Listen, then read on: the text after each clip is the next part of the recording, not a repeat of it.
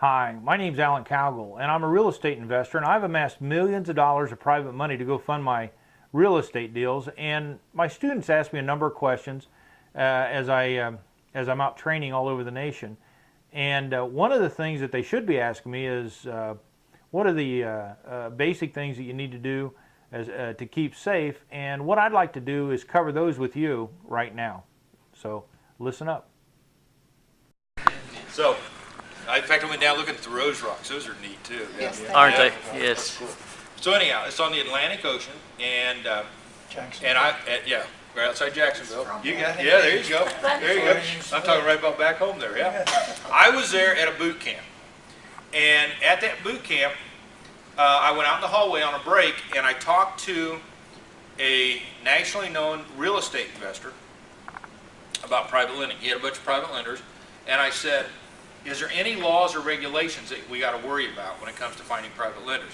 And he said, no, go out and do whatever you want. We're exempt.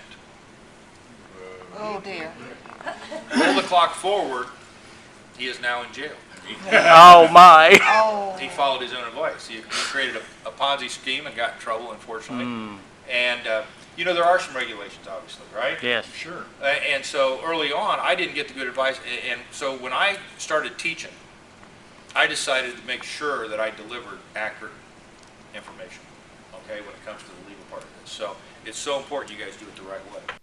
I hope you enjoyed that training video. One of the things I'd like to talk to you about was early in my real estate career, before I became a national speaker, I was at a live event and I asked a very successful real estate investor if there was any laws or regulations when it came to the SEC, and his answer to me was, no, don't worry about it. We're in an exempt category. Go on out and do whatever you want to do. Well, roll the clock forward, I found out that what he told me wasn't true, and actually he has now followed, I guess, his own advice, ended up in jail because he created a Ponzi scheme. So when I started to teach, I realized that I needed to deliver accurate information to my students. So I paid an attorney to go out and research every state in the United States and gather up the information on the SEC and how it impacts real estate investors when they borrow money from private lenders. And coming out of that, I produced this little booklet. It's a 60-page booklet on the SEC compliance questions and answers. My goal here was to answer your questions about how the SEC impacts your life, and along with this, I recorded my attorney. I've got an audio with my attorney, and there's a form CD on disclosures and disclaimers that you need to have when you're a real estate investor and you're dealing with private lenders and you're looking for private money.